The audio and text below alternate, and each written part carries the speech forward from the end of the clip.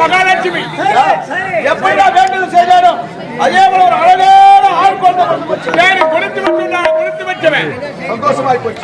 ஆனா சொத்தை வித்து போறது சொன்னேன். அந்த பசு கொண்டு போய் எப்படின்னா வித்து அந்த கொண்டு போய் உண்டியில போட்டு முடிவு பண்ணிட்டேன். அந்த பசுவோட பெருமை இருக்கு. என்ன பெருமை? ஊர் உலகத்துல பசுமாடு பால் கறக்குது. பசு ஓர வருமா? பசுவா எப்படி தெரியுமா? எப்படி? காலையில 5 லிட்டர் சாயந்தரம் 5 லிட்டர்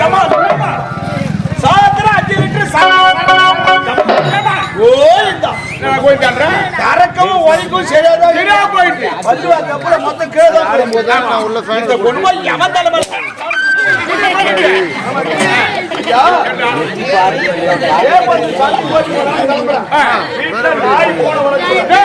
நாய் வளர்க்கிறாங்க ஆனா பூனை வளர்க்கிறாரா என்ன தெரியுமா? எங்க போனாலும் காலை சுத்துதுங்க. பூனை கால் தான் சுத்தம். என்ன பண்றது? உடனே என் முன்னாடி சொன்னா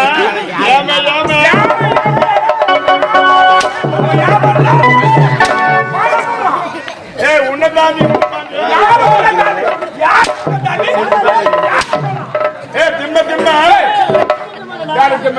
உன்ன போய் சொல்றேன் முன்னாடி இல்ல தடவி பேசட்டும் ஐயா. எங்க போனா நம்ம சுத்தி வருது அந்த பூனை விட்டு நீ தூக்கி 10 மாட்டு நான் ஓட்டிக்கிறேன். ஏன்னா தேப்பந்த சந்தையில் கூட வித்துட்டு வந்தாலும் முடிவு பண்ணுங்க. ஓட்டிட்டு போய் சந்தையில் நிறுத்துறேன். என் பசுவாண்ட 10 பேரும் மோந்துக்கிட்டு வர்றோம்.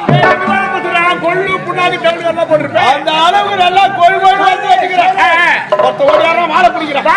ஒருத்த ஓடியாரா காலை பிடிக்கிறேன். ஒருத்த ஓடியாரா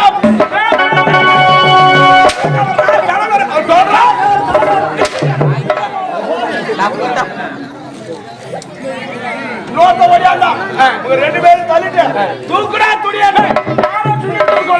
கேட்டேன். இவளை தள்ளி அவளை வச்சுக்கிறியா இல்ல நீ அவளை தள்ளி இவளை வச்சுக்கிறியா? இப்ப நீ எவ்வளவு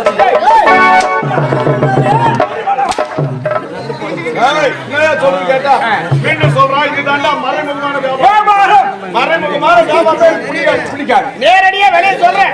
சவுதி மட்டும் வாங்க மாட்டேன். சொல்லியா விலை சட்டுவர் விலை சொல்லுங்க. பசுவோட விலை 5000.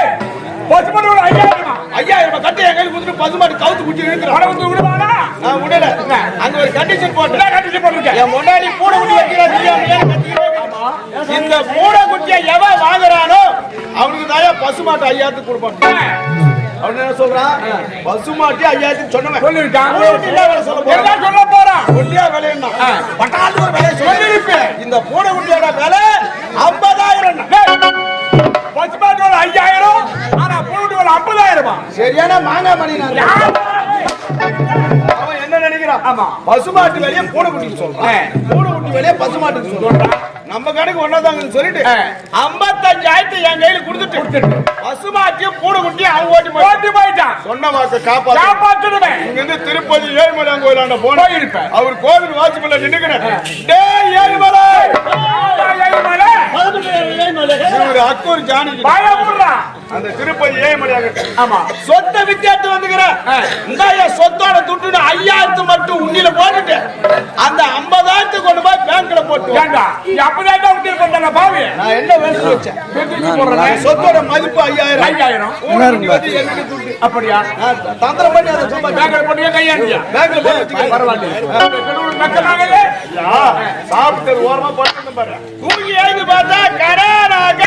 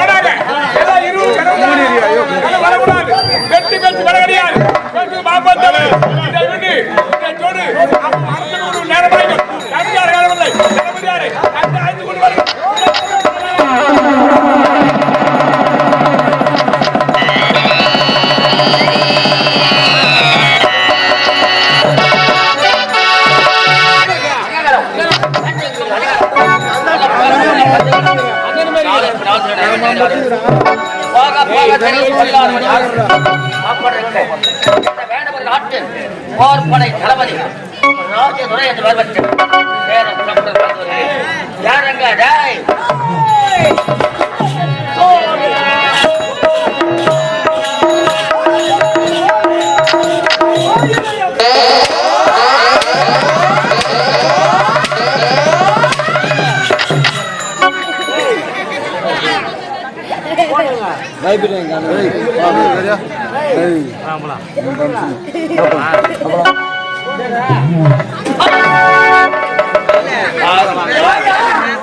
எவ்வளவு ஒரு அழகான பாடல்.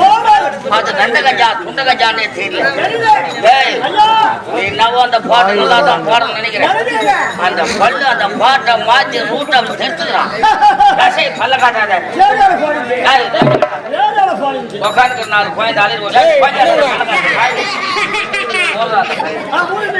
என்ன வரும்போது கல்லில முள்ளில வரேன்.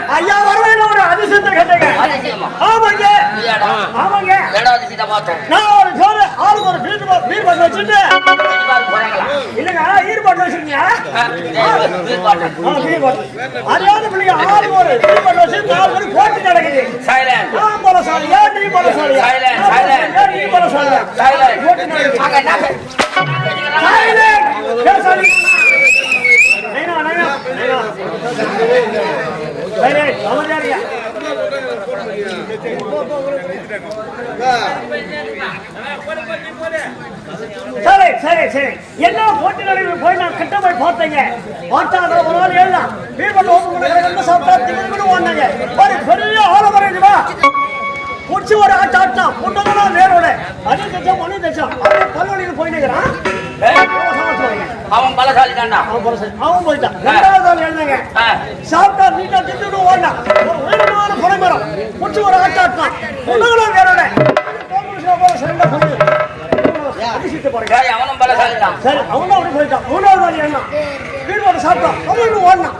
ஒரு பெரிய அரசு வரும் அடிவேறு செட்டு வேறு ஓடி போய் பாக்குறாங்க. ஓடுனா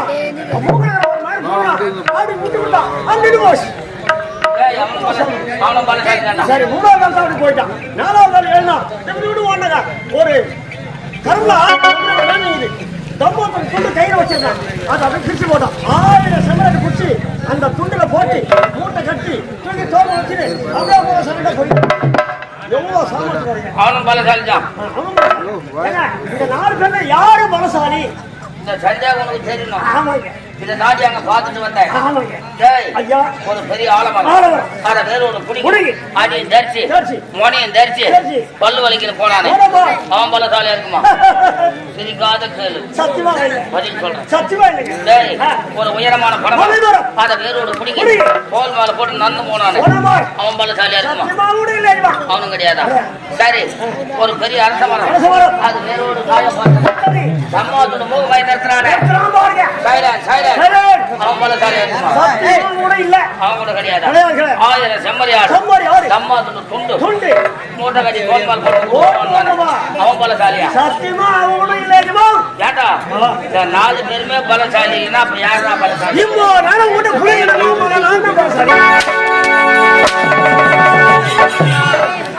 வெள்ளுமா கலப்பின்னு வரும்போது நான் சந்தேகப்பட்டு மாட்டேன்.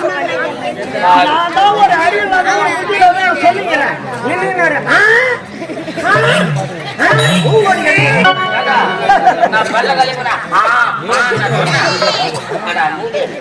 வந்த காரணம் மன்னர் மறுபடியும் உத்தரவுங்க.